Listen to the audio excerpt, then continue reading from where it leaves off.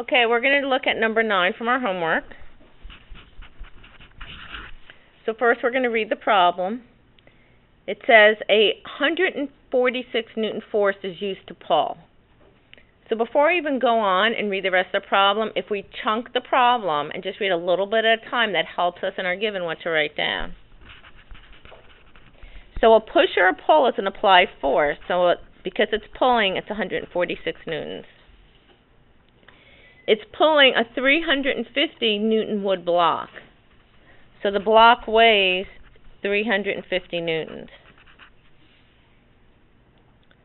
It's moving at a constant speed. Now, why am I going to write down constant speed? Well, that's important because that means the acceleration is 0. At a rope, making an angle of 50 degrees with the floor. What is the coefficient of friction? Oh no, find the coefficient of sliding friction. So I wrote all my given. The only way to do these problems is to draw a free body diagram. Now this block is moving on a floor.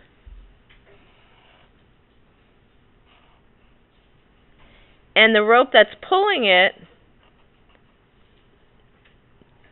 is acting at 50 degrees. Now, whenever I do a problem like this, I always need to establish my sign convention. So we're going to use our standard Cartesian sign convention, up to the right is positive. Why did I draw my applied force to the right? Why didn't I draw it to the left? It doesn't matter.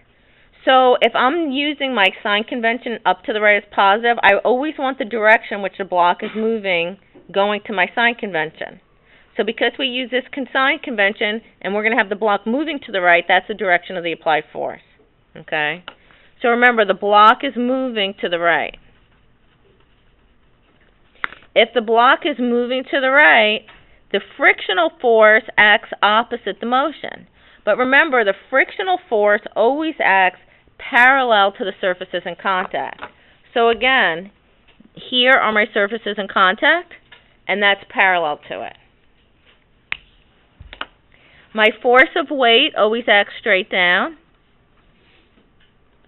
And my normal force always acts perpendicular to the surfaces in contact. So there's my free body diagram.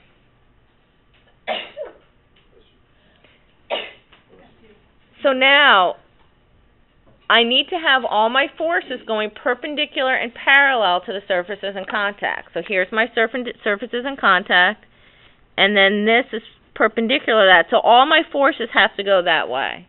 So now when I look at my picture, the only one that's not going that way is FA. Now what I think is a good idea to do is just draw it to the side so you don't make a mistake. The more you write down on paper, the less likely you are to make a mistake. So here's FA, which is 146 newtons. That angle is 50 degrees. Now remember, I'm taking my vector, my force, and I'm breaking it up into its horizontal and vertical components. So this is where I start.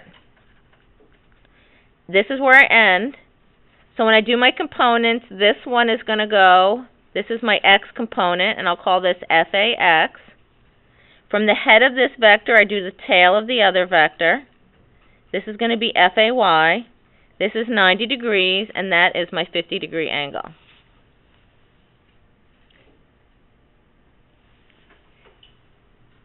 FAY is opposite the 50-degree angle. So FAY is equal to FA sine of 50. So FAY is equal to FA 146 times the sine of 50 degrees. So FAY comes out to be 112. FAX is adjacent to the given angle. So it's equal to FA cosine of 50. So FAX is equal to 146 cosine of 50 degrees, which comes out to be 94.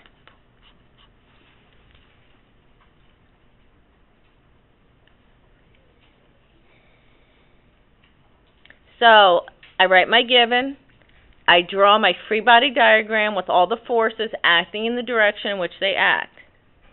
Then I look and I say, are any of the forces not going perpendicular and parallel to the surfaces in contact? So the ones that are not, I then redraw, and I find their components that are perpendicular and parallel. The next step is to redraw my diagram. Remember, my sign convention, I'm going to put it to the side so I know what's positive and I know which direction it's moving. So FF didn't change. FF always acts opposite of the motion and parallel to the surfaces in contact. My normal force is perpendicular to the surfaces in contact. My weight acts down. And now in place of my FA, remember, these components here, it's very important to get these directions correct. This is where I start. And then from the head of this vector, I do the tail of the other. So instead of FA, I'm going to in place have FAX. And then I'm going to have FAY.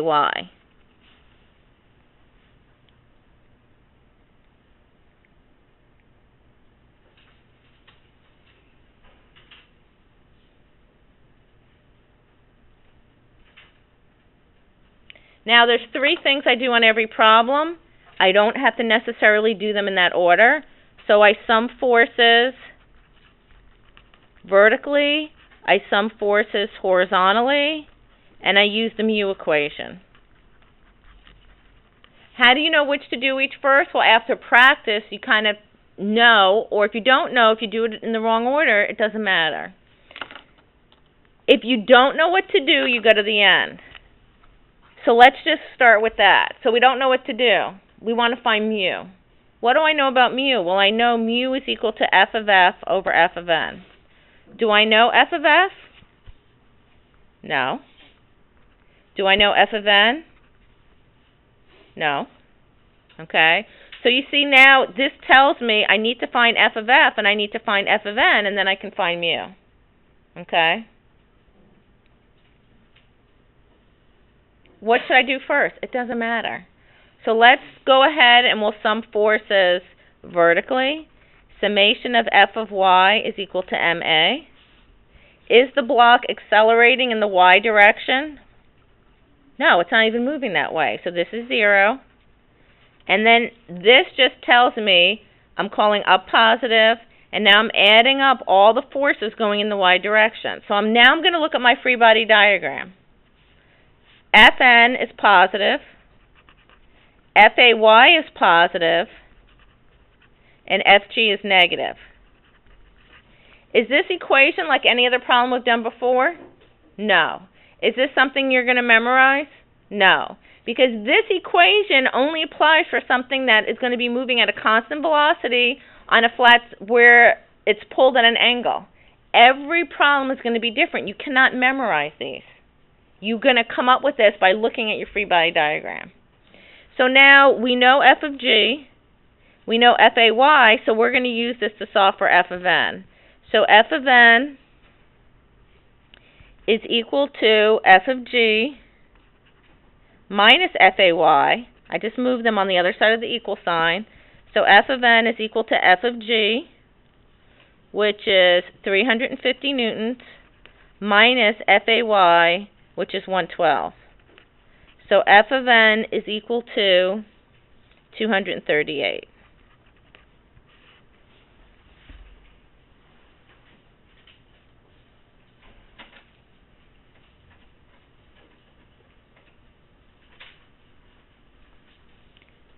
All right, so here's my mu equation. So now I found F of N, but I still need to find F of F. F of F is going in the x direction. So now I'll sum forces in the x direction. Summation of F of X is equal to MA. Is this block accelerating the x direction? Well, it's moving that way, but in my given, because it's moving at a constant speed and the acceleration is 0, this whole term goes to 0. Now I'm going to replace this with my forces going in the x direction. So Fax is positive, F of F is negative, and that's equal to 0. So Fax is equal to F of F, which is equal to 94. Now I can take these two things and I go back to this equation here for mu. Mu is equal to f of f over f of n. So f of f is 94. F of n is 238. My newtons cancel because mu is unitless. 94 divided by 238 is 0.394. Is this between 0 and 1? Is this between 0 and 1? Yes. So now I see that I did not make a mistake.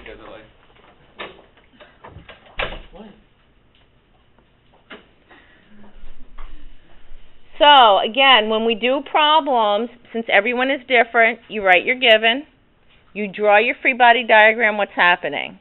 You write what you want to find. You look at your picture, you see which components don't go perpendicular or parallel to the surfaces in contact. You find those components. You redraw your free body diagram with all your forces going perpendicular and parallel. You have to be careful making sure the components go in the correct direction. The three things you're going to do on every problem is you're going to sum forces horizontally, you're going to sum forces vertically, you're going to use the mu equation. So if you're not sure what to do, you go to the end, what you want to find, then that tells you what you need to do next. There's never going to be an excuse, I don't know what to do, I don't get it. Because this is systematic, step-by-step, what you're going to do. Now, even though every problem is going to be different, you have to practice and do these. This is not a problem you're going to do in 2 minutes. Is this just plugging numbers in an equation? No, because every single free body diagram is going to be completely different.